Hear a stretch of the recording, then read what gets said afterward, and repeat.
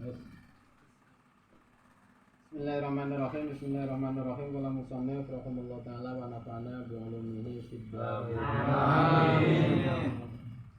Qala ta'ala wa kam asamna min qaryatin kanat zalimah wa sya'na ba'daha qauman akharin. Falamma ahassu ba'sana idza hum minha yarkudun. La tarkudu warji'u ila ma utriftum fihi wa masakinkum la'allakum tus'alun. Qalu ya waylana inna kunna zalimin. Fama zalat tilka da'wahum hatta ja'alnahum hasidan qamidin. Wama khalaqna as-samaa wal ard wama bainahuma la'ibin wa aradna an nattakhidha lahwa lattakhadnahu min ladunna in kunna fa'ilin bal naqdiru bil haqq 'ala al-batil fayadmahu fa idza huwa zahiq walakumul wailu mimma tasifun. Hadirin rahimakumullah, masih menjelaskan sifatnya orang-orang kafir. Kalau di Quran dijelaskan tentang sifat-sifat orang kafir, maka kita sebagai muslim itu harus bersih dari sifat-sifat orang kafir ini. Jadi secara kita pengambil pelajarannya bagaimana itu Allah kan ada yang namanya kafir, juga ada kafir fikri, ada kafir itikodi, ada kafir itikodi. Bagaimana munafik, ada munafik fikri, ada munafik itikodi. Kalau menjelaskan tentang munafik, nah kita sebagai orang mukmin bagaimana bebas daripada sifat-sifat itu. Menyalahkan tentang orang-orang kafir, begitupun kita yang mengaku muslim harus bebas dari sifat-sifat itu. Supaya apa yang ada di Al-Quran itu bisa jadi pelajaran. Cuma kalau tidak memandangnya seperti itu, berarti apa? Ini menjelaskan tentang munafik, ini menjelaskan tentang kafir, oh berarti itu bukan untuk saya. Nah itu kan berarti kan ada Al-Quran yang tidak diambil kemana oleh kita. Nah itu sedangkan dalam kenyataannya, realitanya, yang namanya orang mukmin itu yang namanya mutakin dengan asin itu lebih banyak asinnya. Asin itu bukan kata asin ya. Pendosanya lebih banyak pendosanya. Ya mungkin kalau dipersantisikan tidak ada lah orang mutakin itu 30%-nya nggak ada dari keseluruhan itu. Jadi kalau kita pengen predikat mutakin solehin, ya berusaha kita melepaskan diri kita dari ahlul kafirin. Nah ini masih menyerahkan tanah ahlul kafirin. Apa? Wakam qasamna min qaryatin kanat zalimah wa sya'na badaha qaumin akharin. Kita kalau kita renungi tentang generasi kita saat ini itu udah generasi keberapa itu dari Nabi Adam itu? Udah tidak terhitung itu. Terakhir. Udah generasi yang keberapa kita dari Nabi Adam terus Nabi Nuh itu udah generasi. Lah itu kita tuh dituntut untuk mengambil pelajaran dari generasi yang sesudahnya. Jangan sampai kita tuh cerita-cerita zaman dulu tidak dijadi pelajar itu. Berarti kalau kita udah yang lewat ya udah lewat. Nggak usah dipikirin. Nah berarti kita min af'alil kafirin.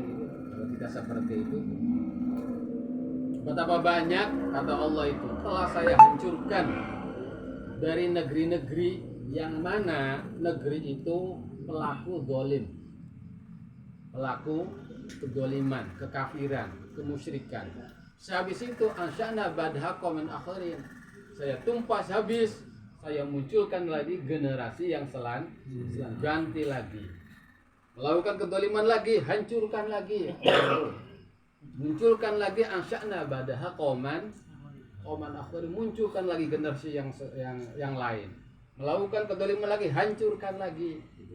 Dan itu udah berapa generasi yang telah dihancurkan oleh Allah. Itu harus kita ambil pelajaran. Dan semuanya kenapa? Namanya Nabi Lot dihancurkan. Apa yang mereka itu membuat dihancurkan oleh Allah? Nabi Nuh, Raja Fir'aun, kaumnya Samud, atau semuanya. Ya apalagi yang dulu-dulu yang pasti dalam keadaan kita juga dalam kehidupan kita hidup aja. Kita generasi kita sesudah kita paling 2-3 generasi itu mestinya udah cukup untuk dijadikan pelajaran gitu. Bagi orang yang beriman itu sangat luar biasa, akan meningkatkan keimanannya dan dia akan lebih baik lagi. Nah, mereka yang telah dihancurkan oleh Allah itu falamma ahassu ba'sana idahum minha yarkudun. Maka kita belum terlambat. Orang-orang yang udah dihancurkan oleh Allah padahal sih mau turun adab, ahassu ba'sana, mereka sadar, merasa ini Allah akan mengadab saya sebab saya tidak menurut perintahnya Nabi Lut alaihissalam, tidak menurut, itu ahassu. Tapi apa, mereka tuh justru itu bukannya beriman, larinya itu, tapi bagaimana lari dari adab itu sendiri. Umpamanya daerah ini kaumnya Nabi Lut mau diadab, lari, bukannya mereka. Sedangkan yang namanya sebab pangkal adab itu bukan karena daerahnya, tapi penghuninya. Kalau penghuninya itu tidak ada lepas. Makanya ceritanya Nabi Lut itu, kaumnya Nabi Lut itu diadab atau yang lain itu, walaupun dia lari, maunya diadab dengan batu. Ya udah, walaupun lari, dia tetap di situ nunggu, umpamanya dari bepergian juga. Nunggu, pokoknya tidak bisa melari, tidak bisa lepas dari adab Allah. Dahum minha yarkudun.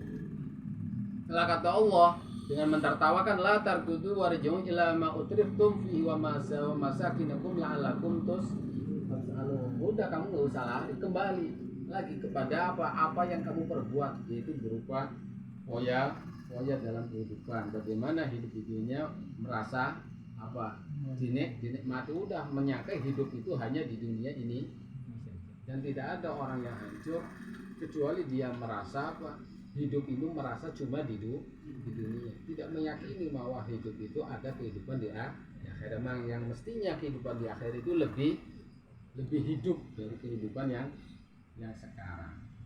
Nah, kita kalau orientasi hidup kita bagaimana di dunia kita ini udah serba kecukupan, serba terpenuhi keinginannya, udah berarti kita min af'alil kafirin. Nanti kata Allah itulah tarkudu warji'un. Kalau udah saya mau habiskan, udah kamu tuh nggak usah lari, kembali aja kepada yang kamu foya merasa hidup ini hanya sekali ini. Memasakinukum, dan juga kamu kembali ke tempat kalian alakum bersalun. Syai'an min dunyakum alal adab, sesuai dengan kebiasaan kalian, apa yang kalian pandang dalam kehidupan ini. Itu ya tahakum lah. Nah, benar terjadi adab Allah, tidak bisa selamat. Qalu ya wailana inna kunna zalimin. Akhirnya mereka mengatakan, aduh betapa celakanya kita. Sungguh kita ini semua orang-orang yang zalim. Orang-orang yang zalim. Dan itu apa? Famazalat tilka dawahum hatta ja'alnahu hasidan khamidin. Dan itu terus-menerus dia mengatakan ya wailana inna kunna zalimin, ya wailana inna kunna zalimin, sampai hatta ja'alnahu hasidan, sampai benar-benar mereka habis khamidin, tidak ada bekas sama sekali. Dan kita masih belum terlambat. Kita yakini bahwa kehidupan ini adalah kehidupan yang bukan sebenarnya. Kehidupan yang asli adalah kehidupan sehabis kematian dan sehabis kebangkitan. Maka standar ulama itu standar. Bagaimana posisi kita itu dalam keadaan baik atau tidak? Lihat aja.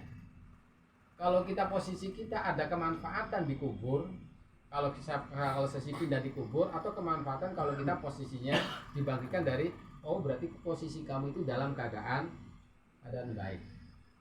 Kalau posisi kita aktivitas atau apa aja, kok tidak ada kemanfaatan nanti kalau saya dikubur, atau tidak ada kemanfaatan kalau kita habis dibangkitkan dikubur, berarti posisi kita dalam keadaan tidak, maka cepet-cepetlah kita bertobat, kita beralih posisi beralih situasi, beralih kondisi, standarnya gitu. Ya, untuk kita baik nggak posisi sekarang ini? Ya lihat kira-kira kita lakukan ini tuh ada manfaatnya nanti dikubur itu? Nggak ada. jelek. Ada, baik, teruskan istiqomahkan. Tidak ada, ya cepat kita lari. Sebab kalau kita terus menetap di situ, berarti kita telah menghadang, menerima, siap untuk menerima adab Allah. Dan kalau udah datang, kita akan selalu mengatakan ya wailana inna kunna zalimin. Dan terus kita mengatakan seperti itu sampai kita benar-benar wa ma khalaqna sama wal ard wa ma bainahuma la'ibin. Lah, untuk supaya kita bisa paham, supaya kita bisa akan kenyataan hal itu, kita bisa meyakini dengan 100%. Gimana caranya? Kasih oleh Allah itu. Wa ma khalaqna sama wal arda wa ma bainahuma la'ibin. Kamu yakini bahwa saya tidak jadikan langit, bumi dan apa yang ada di antara keduanya itu sia-sia. Semuanya akan mengandung hikmah. Langit, dan kita harus cari itu tuh. Harus cari. Jadi semuanya itu ada hikmah, semua. Ilmu semua itu. Nah, kita kalau biarkan, berarti kita bukan orang mukmin. Melihat sesuatu, mendengarkan sesuatu, melangkah sesuatu, melangkah. Itu kok kita tidak tahu arti, tidak tahu makna. Oh, berarti apa? Berarti kita menganggap ada kesia-siaan dalam Allah menciptakan langit bumi dan di antara keduanya kan itu bukan orang mukmin. Jadi orang mukmin pasti apapun yang ada di dunia ini, langit bumi dan ada yang keduanya itu Allah dan mengandung hikmah. Tidak ada kesia-siaan. Dan kita harus tahu dan betapa para nabi, para rasul, para wali itu makanya imannya selalu tambah. Sebab dalam setiap nafasnya itu selalu dapatkan hikmah. Sebab wa ma khalaqtul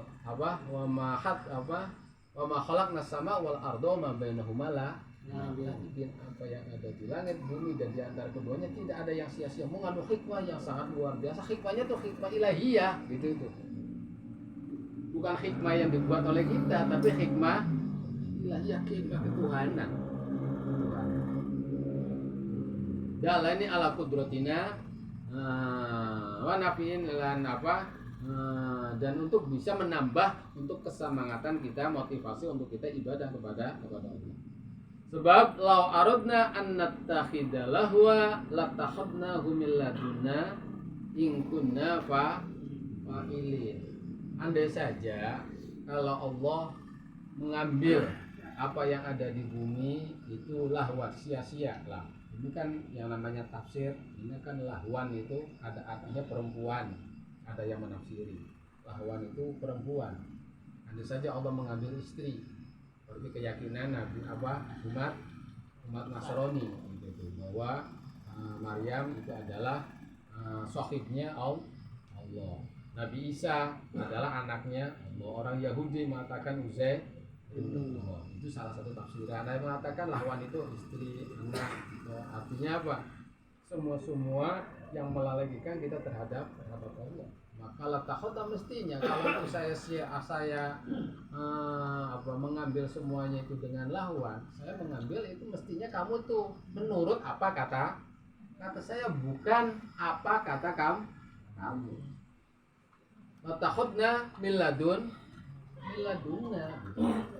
Jadi umpamanya Allah ciptakan langit bumi itu tidak ada hikmah, itu mestinya kamu dapatkan keyakinan itu dari sang penciptanya, bukan kamu itu mempersepsi diri sendiri. Oh, ini hidup ini cuma ya permainan, hidup ini cuma ngalamin, udah kita nikmati saja. Itu mestinya kalau kamu itu ya bukan dari kamu, mestinya itu dari Allah, informasi dari Allah. Tapi apa kenyataannya? Apa? Inna kunna bil lakinna lam naf'alhu falam nurid. Jadi Allah tidak menghendaki Allah tidak menghendaki yang namanya lahwan dalam penciptaan alam semesta. Bal naqdhifu bil haqq alal batil fayadmahu fa idza huwa zahiq walakumul wail mimma tasifun. Tapi Allah lempar kebatilan dengan kebenaran, akhirnya apa yang namanya kebatilan hancur lebur. pasti. Idza ja'al haq wa zahaqal batil innal batila kana zahuqa. Udah itu terus berlanjut itu. Itu memang sunnatullah semenjak zaman Nabi Adam sampai itu tuh. Ada kebatilan pasti, ada datang kebenaran, dan kebenaran itu pasti akan apa? Kebenaran itu pasti akan menghancurkan kebatilan sampai akhir dunia. Walakumul wail lah orang yang dalam posisi kebatilan itu naudzubillah itu dapatkan adalah wail. Adapun dikatakan kenapa mimma tasifun kita berprasangka tidak benar dalam memandang kehidupan. Jadi kita harus memandang kehidupan itu dengan apa yang telah digariskan oleh Al-Quran. Jangan sesuai sendiri. Kehidupan ini jangan. Wah itu sesat, menyesatkan itu. Tapi apa kita memandang kehidupan itu sesuai dengan apa yang dikatakan oleh Sang Pencipta kehidupan ini. Oh kehidupan ini, oh berarti ya seperti itu. Tapi kalau tidak, maka kita akan dapatkan jadi intinya ini yang sifatnya universal lah ayat ini, bahwa secara asbabul nuzul itu dialamatkan kepada orang-orang kafir. Tapi apa nyatanya bagaimana kita seorang uswat minal mukminin itu mengambil pelajaran, jangan sampai kita memandang kehidupan sebagaimana yang dipandang oleh orang-orang kafir. Maka yang didapatkan adalah wailun. Dan kita kalau udah datang yang namanya baksu adab Allah, kita tidak bisa lari. Apapun yang kita lakukan kecuali apa kita larinya ke Allah. Jadi kita tidak bisa lari dari adab Allah kecuali kita lari menuju Allah. Kita tidak selamat dari apa siksa Allah kecuali kita lari pada Allah. Intinya pada malam ini bagaimana kita memandang kehidupan ini sesuai yang diinformasikan oleh Allah lewat Al-Quran. Semoga